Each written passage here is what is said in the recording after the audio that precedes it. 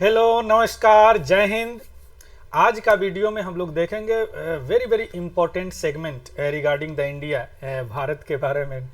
India that is India retain its 14th position in GIA global innovation index. Global innovation index, global innovation index, innovation index में India का 14th rank जो retain किया, means पिछले साल भी इसका 14th थे और इस साल भी 14th आए हैं in the GIA global innovation index. Through this video हम लोग देखेंगे कि एक्चुअली ये है क्या, because this topics belongs to your GS paper 3। We are talking about UPSC United Public Service Commission in science and technology.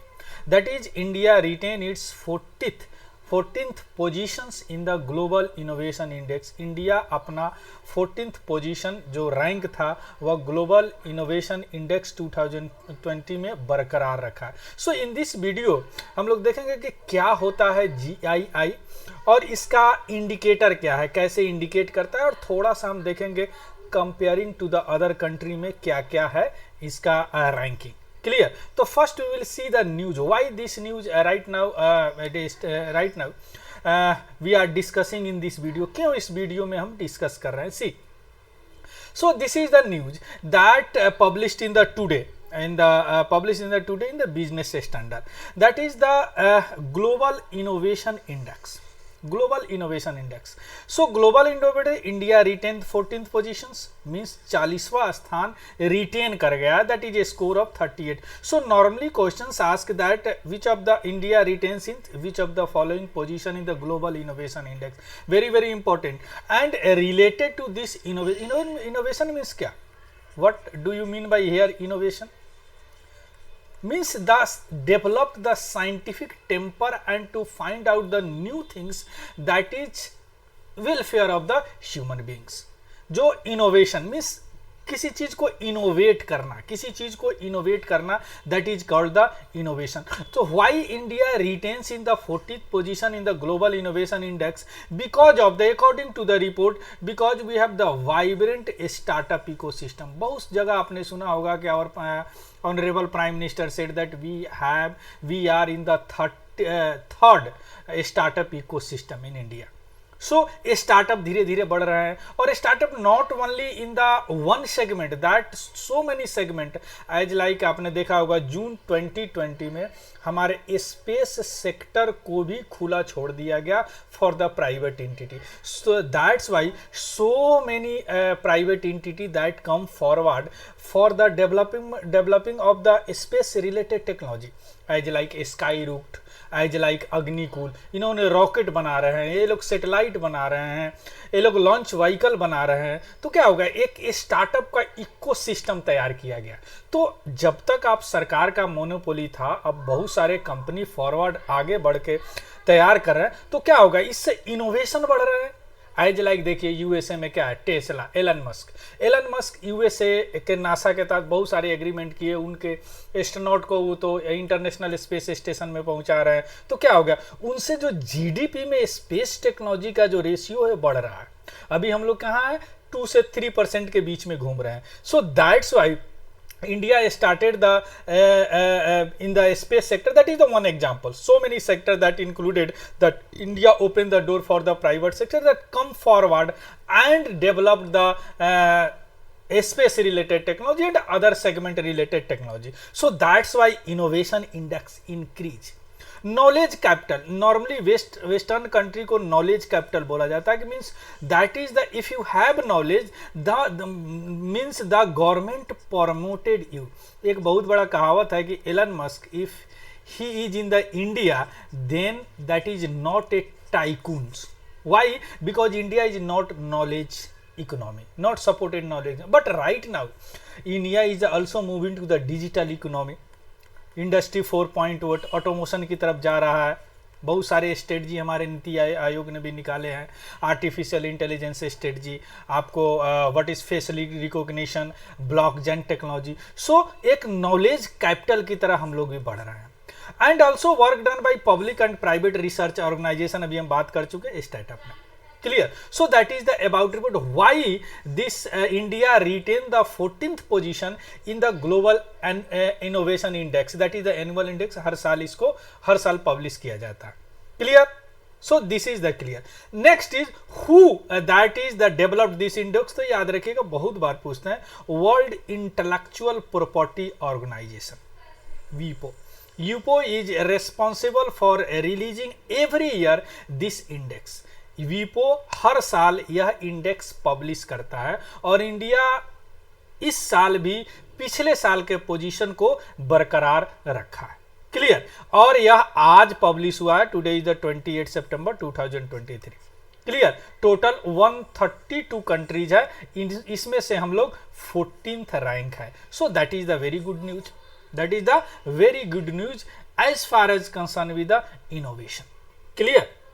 Next is other country के थोड़ा सा बात पकड़ लेते हैं। अगर इंडिया की बात करेंगे कि यह टॉप पोजीशन है कहाँ कहाँ, lower middle income group, central and south Asian region, means 21 economies है, कंट्री है, दो आउट परफॉर्म किए हैं इस इनोवेशन में, इसमें एक इंडिया भी है।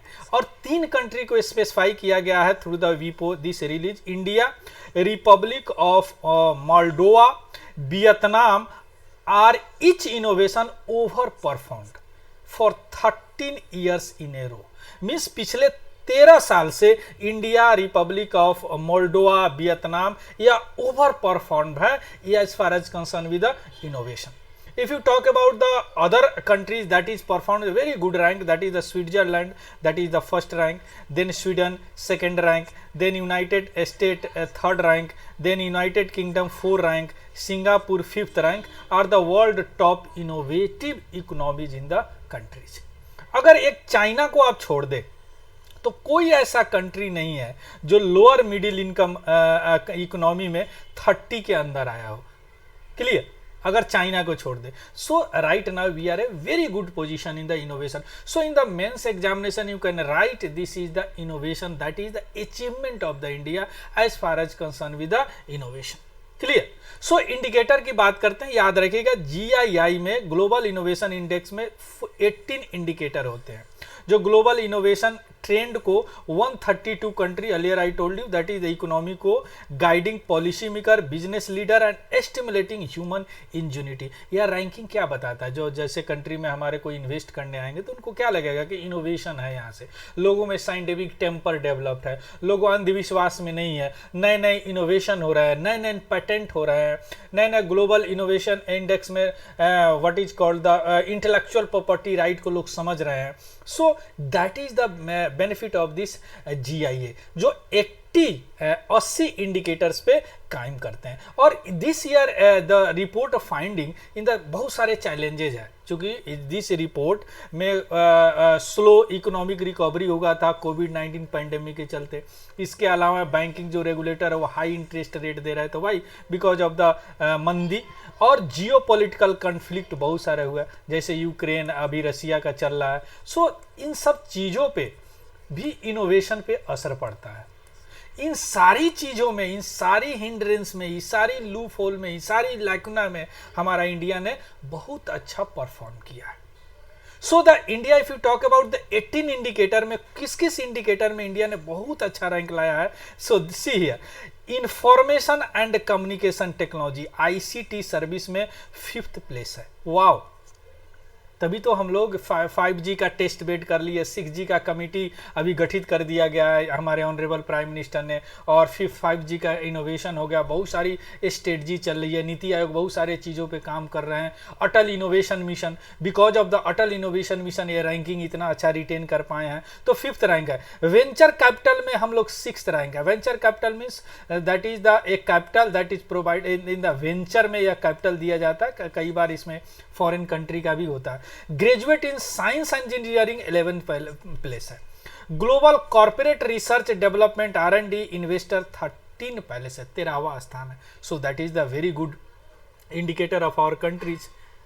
सो अब अगर बात करते हैं कि क्यों ऐसा हुआ, थोड़ा सा बैकग्राउंड में चलते हैं।